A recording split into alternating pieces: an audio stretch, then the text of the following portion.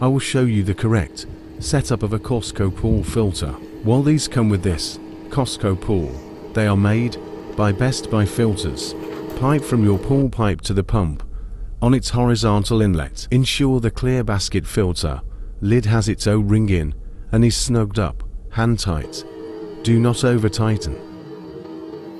Next we go from the pump's vertical outlet to the sand filter.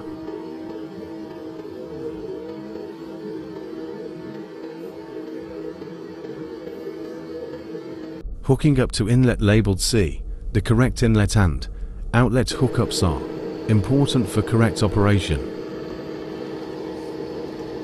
When the pump has been running for a week or so, check the pressure gauge.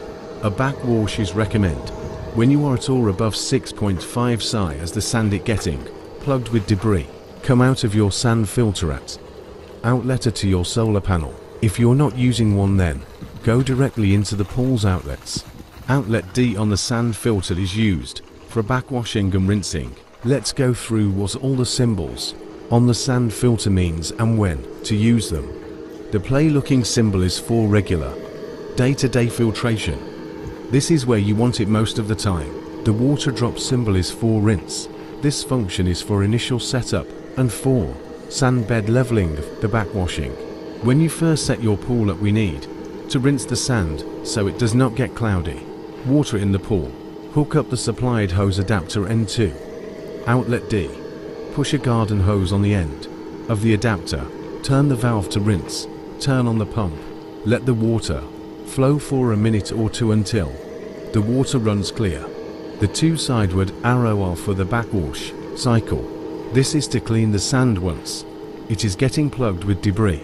Hook up to outlet D again with your garden hose. Run the water until it comes clear.